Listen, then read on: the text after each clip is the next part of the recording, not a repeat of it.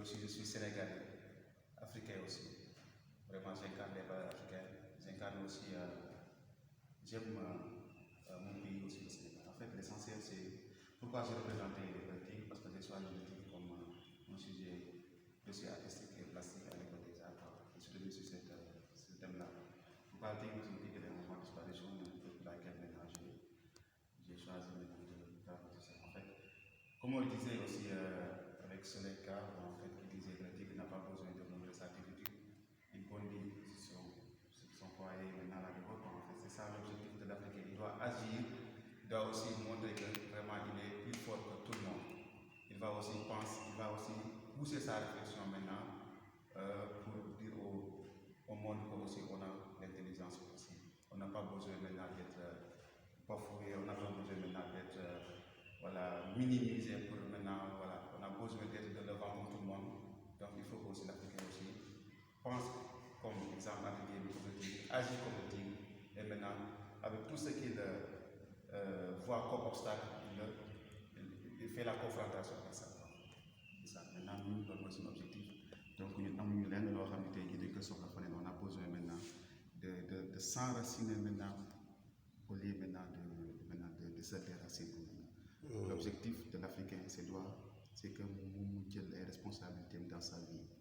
Voilà, pour ce qu'au moins aussi faire appel à la nouvelle génération, parce que nous après nous sommes un bon exemple. Mais nous devons pour au moins pour nous ay martyrs au moins pour dire au moins nekk ñoo xam ne aussi dañuy def rey suñu bopp sacrifier suñu bopp pour génération bi ñëw bu ñëwee xam ne vraiment li fi fekk lu baax la lu wér la te aussi tamit loo xam ne vraiment dañ koy gëm pour seen bopp pour l'Afrique et pour le Sénégal aussi. Ok, comme vous l'avez dit, monsieur Khalifa Gueye, professeur d'art aussi, mais un grand panafricaniste, un fervent panafricaniste qui œuvre pour la conscientisation des élèves par rapport à leur rôle et leur responsabilité dans le panafricanisme et l'avenir de l'Afrique dans une perspective fédérale. Moi, j'ai une dernière question à vous poser.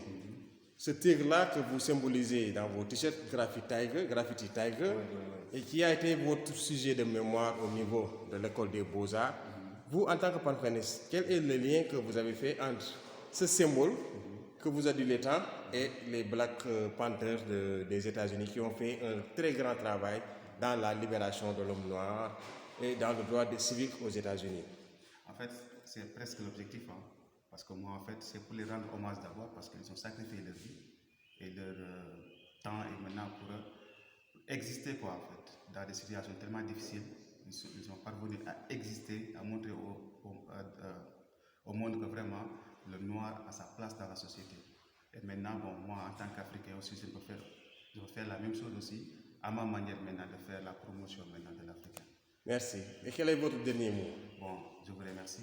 Et aussi, non seulement aussi remercier à tous les panafricanistes et aussi inviter aux jeunes aussi d'avoir la tête haute. Voilà, c'est ça. Ok, merci à vous. Vous et les professeurs du lycée de Doucy, notre cher camarade Samori, qui a été l'initiateur de ce programme en matière de conférence, de visite, pour voir les jeunes qui s'activent dans le panafricanisme, la conscientisation des masses.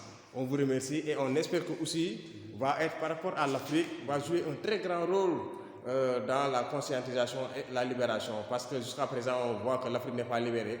L'Afrique est gangrénée par des conflits qui ont été initiés dans une stratégie de domination, de déstabilisation et de domination pour qu'on vive dans un chaos, que ce soit dans un chaos passif ou dans un chaos actif. Mais la différence est que nous avons compris leur stratégie, nous avons compris leur démarche et que nous aussi, dans notre soft power, nous allons faire la différence par rapport aux générations à venir. L'Afrique doit gagner et l'Afrique va gagner. On vous remercie et on remercie notre camarade Souleymane Jézal. Quelle appréciation faites-vous de cette rencontre-là? En 2 minutes, 1 minute. Oui, bon, je dirais que Nimani Khalifa Gueye, c'est des dignes fils d'Afrique.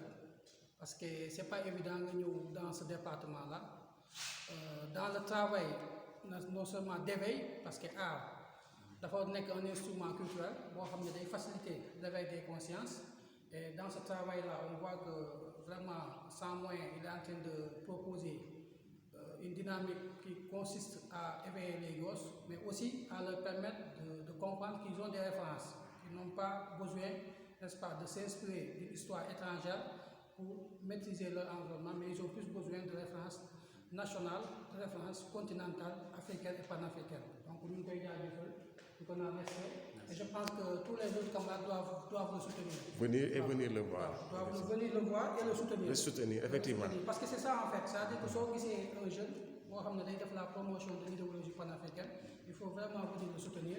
Venir visiter aussi, mais autrement, gis le moyen promouvoir pour venir discours. Je pense que c'est globalement c'est ça et je pense qu'il est dans la bonne ligne. Et aussi, excuse-moi, je remercie aussi mes frères artistes qui sont dans la même zone parce que aussi à l'école on nous a amené ici, nous sommes un nombre de 5, souvent on travaille ensemble et vraiment sont des artistes aussi engagés, panafricanistes aussi. Ok, merci à vous.